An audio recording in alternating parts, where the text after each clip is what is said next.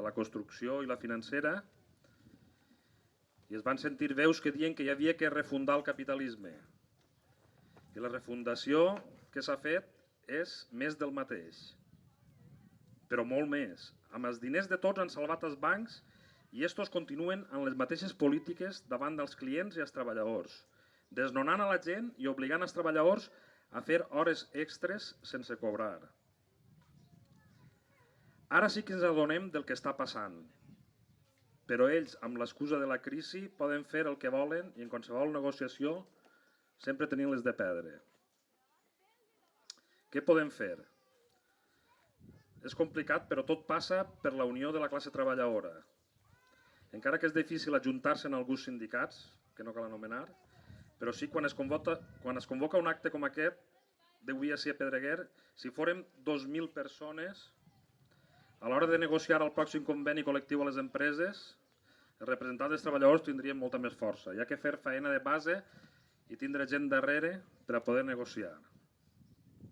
De tota manera, el primer que tenim que fer és conscienciar-nos i tindre clar que els seus beneficis són la nostra misèria. Gràcies. Vaig a passar-li d'això al Josep.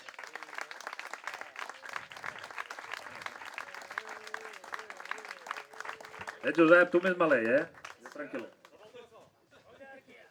Hola, primer que parla en un micro. Bé, el primer és saludar els companys de la COS que han organitzat aquest acte. Gràcies per a convidar-nos a la CNT i saludar els altres companys d'altres sindicats que estan així, CGT, COS, i els companys també de l'Assemblea d'Aturats de Pedreguer. Quasi conec personalment a tots els que he anomenat.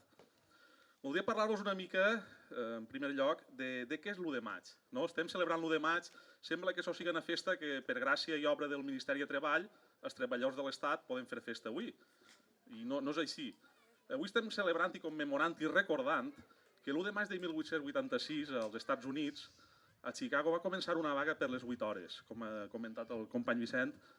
Una vaga per les 8 hores perquè se'n treballaven 12, 14, 16 en les fàbriques, sense aturades. Senzillament t'alçaves, t'anaves a treballar, acabaves, tornaves a ta casa i et gitaves a dormir. I això era la vida dels treballadors en aquells temps. Per aquest motiu es va començar aquesta vaga. Va ser una vaga general increïble, fonamental en aquells temps. Tot el mig oest americà es va declarar en vaga general, perquè eren uns altres temps. Eren temps en què si una empresa despatxava un treballador, tots els seus companys automàticament es declaraven en vaga. I fins que no el tornaven a admetre, no treballava ningú. Això ja fa molts anys que no es fa, segurament ningú de nosaltres ho ha vist en vida seva, però va ser un dels motius que estiguem celebrant l'1 de maig, és això, commemorar i recordar aquesta vaga. Aquesta vaga que va acabar en 6 assassinats. Els conegueu com els màrtirs de Chicago. Van ser empresonats per la policia en mètodes bruts, es va fer un muntatge increïble, se'ls va acusar d'assassinat, de posar bombes. Realment no van fer res. Tot això s'ha demostrat molts anys després, com sempre, els muntatges policials sempre ixen a la llum, tard o pronte, tots els que estan fent-se ara avui en dia i seran a la llum també, tard o pronte.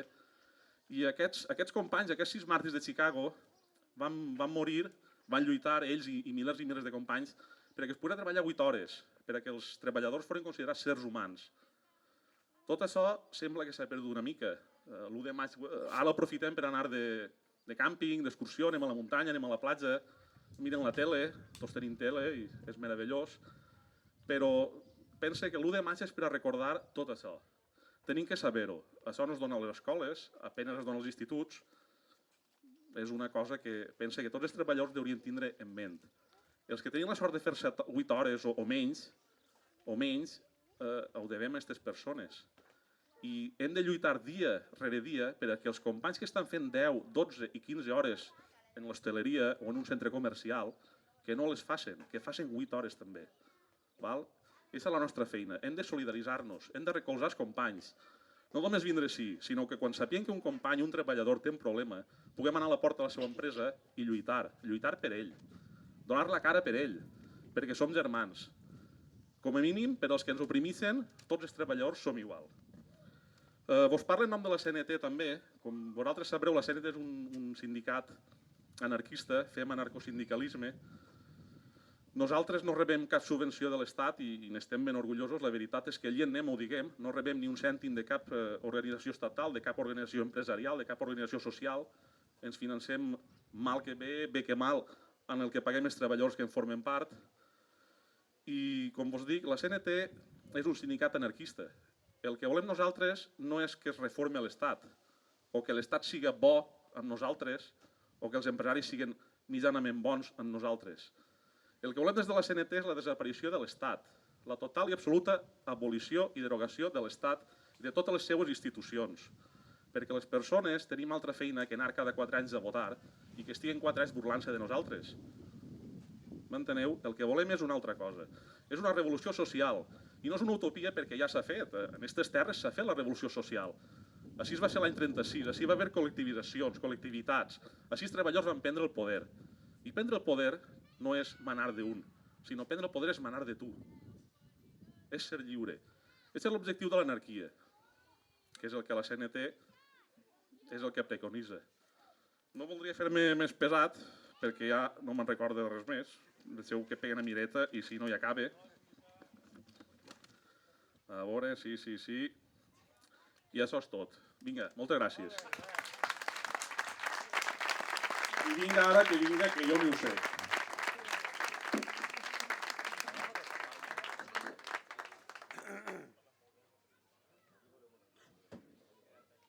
Bon dia. Jo vaig a parlar-vos en nom de l'Assemblea Aturats. Fa al voltant de 2 anys iniciarem un projecte de l'Assemblea Aturats i Precaris de Pedreguer com a eina necessària per alliberar-nos de la situació de precarietat laboral en què ens trobem. La mutació i adaptació del capitalisme a la realitat actual ens obliga a trobar fórmules complementàries d'organització i les assemblees d'aturats són una d'elles. Però ningú va dir que el camí fora fàcil. Eixa precarietat laboral que ens dificulta l'organització com a classe treballadora, unida a la desmobilització a la que ens hem malacostumbrat, és la que ens està dificultant la construcció d'alternatives i la lluita contra la pèrdua de drets socials i laborals. Eixa dificultat també ens afecta a la pròpia assemblea.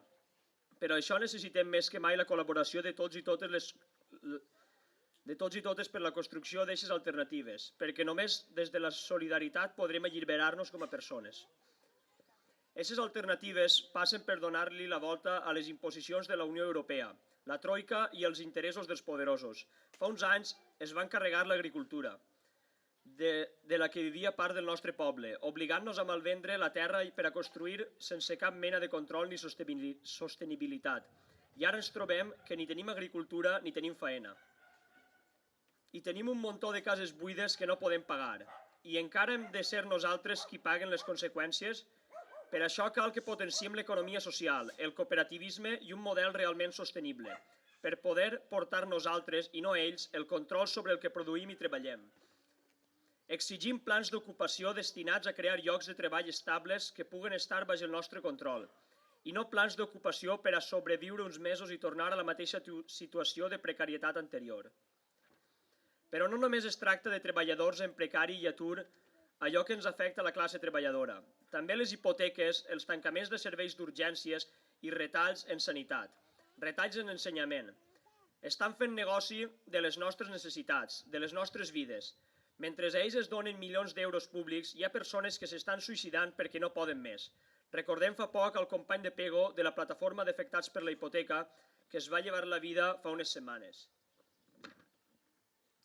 Per tot això, a la classe treballadora no ens calen cursets d'autoajuda ni que ens ensenyin a fer currículums. A la classe treballadora ens cal el repartiment del treball i la riquesa. Ens cal organitzar-nos, eixir al carrer i exigir el que és nostre. Ningú ens vindrà a donar-nos res fet. Clavem-nos això al cap. Espereu. Per tot això, és imprescindible que ens organitzem i treballem conjuntament, perquè pot ser que avui tenim feina que ens permet tirar endavant, però demà estem sense feina i sense casa, per a que tots aquells que venen darrere nosaltres es troben una societat molt millor de la que ens hem trobat. Gràcies.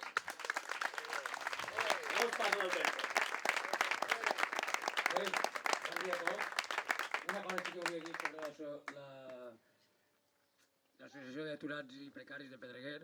Sí que van anar a Pego i van anar a altres pobles, més o menys a poder dir la nostra idea.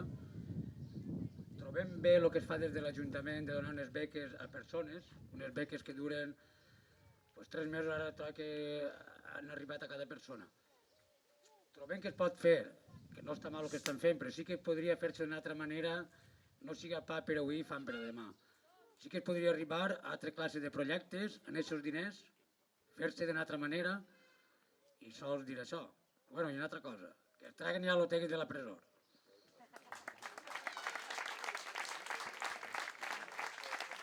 El Josep Castelló diu que vol dir-nos unes paraules. No en nom d'ell, en nom d'altres. Bon dia, molt content d'estar així amb vosaltres. Vaig a limitar-me a llegir un comunicat que m'ha passat a la plataforma d'afectats per... la plataforma per la sanitat pública de la Marina Alta.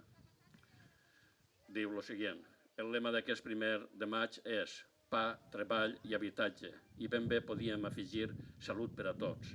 Eixa salut que ens estan furtant utilitzant la crisi com a excusa.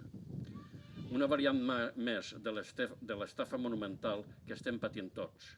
Avui, immersos en la crisi econòmica, social i política, amb tanta gent patint, la Plataforma de Sanitat ha volgut estar en les manifestacions plurals amb pancarta pròpia per a deixar ben clar que no podem oblidar un dret tan fonamental dels treballadors i les treballadores a l'hora de lluitar per tot allò que havíem aconseguit i ara estem perdent. És per això que estem portant endavant una campanya de conscienciació ciutadana. La campanya es diu La privatització mata i es basa en 4 premisses. 1. L'aplicació de models de gestió privada és exclusivament ideològic, sense cap tipus de justificació econòmica. 2. La privatització és una estratègia d'erosió contínua per acabar aconseguint el desmantellament del sistema de salut. En aquest context de crisi, l'atenció sanitària és més important que mai per als més desprotegits. Solament la conscienciació i la pressió ciutadana pot parar aquest procés. Perquè volem una sanitat per a totes les persones, també els immigrants i els aturats, perquè volem una sanitat de gestió pública directa, reversió de totes les privatitzacions, perquè volem una sanitat optimitzada on s'aprofiten de veritat tots els recursos públics, perquè volem una sanitat transparent, participativa i de gestió democràtica. Nosaltres paguem, nosaltres decidim. Perquè volem una cartera de serveis àmplia i equitativa, amb la despenalització de l'avortament. Perquè volem una sanitat que no estigui segrestada per la indústria farmacèutica, amb dispensació directa de medicaments als centres de salut i una indústria pública per als medicaments màgica. Per tot això lluitem i per tot això diguem fora les empreses de la sanitat, fora Marina Salut. Volem anunciar també que la plataforma